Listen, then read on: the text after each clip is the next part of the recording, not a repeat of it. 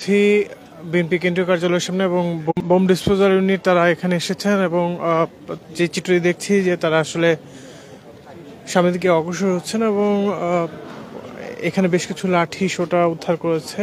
আমরা কিছুক্ষণ আগে এখানে এসে উপস্থিত হয়েছি। এর মধ্যে ডিবি যে গোয়েন্দা বিভাগের ব্রিফিং, সেখান থেকে যে বিষয়টি আসলে জানা গিয়েছে যে ইতিমধ্যেই 7 জনকে গ্রেফতার, 100-র মতো আগ্নেয়াস্ত্র উদ্ধার এবং বেশ কিছু লাঠি তারা উদ্ধার করেছেন এবং ইতিমধ্যেই বোম ডিসপোজাল ইউনিট তারা সামনের দিকে যাচ্ছেন এবং সেখানে গিয়ে তারা আসলে কি ঘটাবেন এবং আমরা সেখানে বেশ কিছু ব্যাগ দেখতে পাচ্ছি, সেখানে তাদের যে অবস্থান বা উপস্থিতি সেটি সেখানে রয়েছে।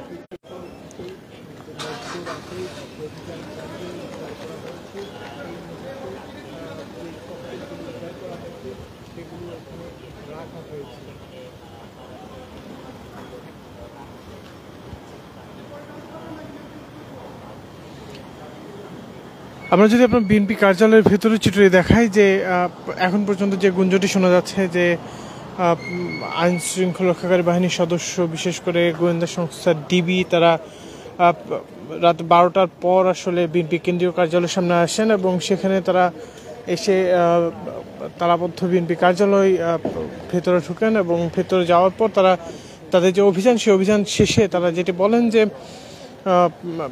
আগ্নেয়াস্ত্র এবং বেশ কিছু ছবিও তারা দিয়েছেন আমার সাংবাদিক কর্মীদেরকে, যেখানে আগ্নেয়াস্ত্র বিএনপি কার্যালয়ের যেই ওয়াশরুম হচ্ছে তার ভেতরে রয়েছে। অপরদিকে যে লাঠিসোঁটাগুলো, সেই লাঠিসোঁটাগুলো ইতিমধ্যেই এখানে রাখা হয়েছে এবং আরও বেশ কিছু লাঠি ভেতরে আছে, সেগুলোকে বের করে আনবেন। আবারও বোম ডিসপোজাল ইউনিট তারা ভেতরের দিকে যাচ্ছেন এবং সেখান থেকে তারা আসলে তাদের যেই কার্যক্রমগুলো সেগুলো তারা চালাবেন। তবে একটি বিষয় যে আসলে জানা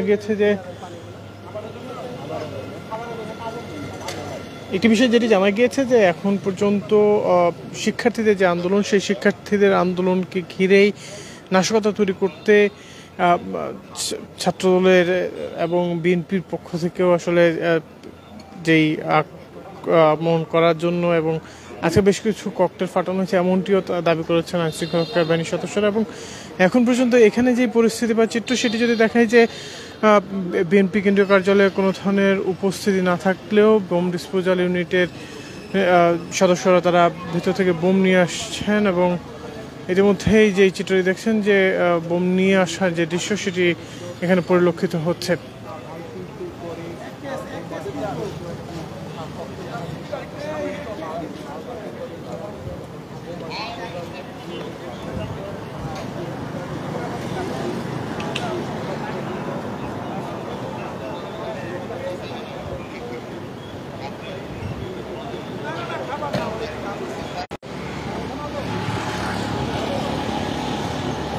ডিবি প্রধান হারুনের নেতৃত্বে আজকে যেই অভিযান, সেটি পরিচালিত হয়েছে এবং আইনশৃঙ্খলা রক্ষাকারী বাহিনীদের বেশ কিছু সদস্য তারা এখানে এসে তাদের যে কার্যক্রম সেটি তারা চালিয়েছেন এবং কার্যক্রম শেষে তারা একটি ব্রিফিং করেছেন, যেখানে বলেছেন যে নাশকতা তৈরি করতেই এই বোম ডিসপোজাল ইউনিট এবং লাঠিসোঁটা পাশাপাশি যে অন্যান্য বিষয়গুলো সেগুলো রাখা হয়েছে। অপরদিকে আজকে বিএনপি আজকে যে কোটা আন্দোলনকে ঘিরে সারা দেশব্যাপী 5 জন নিহত হয়েছেন বা নিহতের খবর আমরা পেয়েছি, সেটিকে ঘিরে তারা একটি গায়েবানা জানাজার বিষয়টি বলেছেন এবং সেই গায়েবানা জানাজাটি আগামীকাল দুপুর 12টার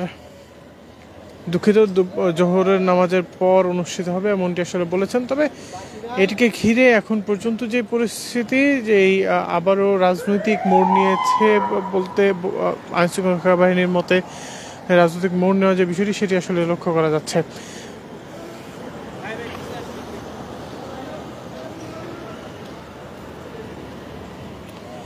এখানকার যে পরিস্থিতি যদি বলি যে কোনো ধরনের বিএনপি নেতাকর্মী ছাড়াই যে অভিযান, সেটি পরিচালিত হয়ে গিয়েছে এবং আইনশৃঙ্খলা রক্ষাকারী বাহিনীরা ইতিমধ্যেই বিএনপি কেন্দ্রীয় কার্যালয়ের সামনে অবস্থান করছেন। বোম ডিসপোজাল ইউনিট, ডিবি, তাদের নেতৃত্বাধীন যে টিমগুলো, সেগুলো আসলে এখানে তাদের অভিযান বা কার্যক্রম পরিচালনা করছেন। তবে এখন পর্যন্ত 7 জন যে গ্রেফতারের বিষয়টি, সেটি নিশ্চিত হওয়া গেলেও কারা কারা গ্রেফতার হয়েছেন তেমনটি আসলে জানা যায়। তবে একটি বিষয় যে সাবেক ছাত্রদল নেতা, তিনি রণকুল ইসলাম শ্রাবণ তিনি গ্রেফতার হয়েছেন এমনটি আসলে অনেকটাই গুঞ্জন শোনা যাচ্ছে। দর্শক, এই ছিল মূলত আমার কাছ থেকে নয়াপল্টন থেকে এখন পর্যন্ত সর্বশেষ।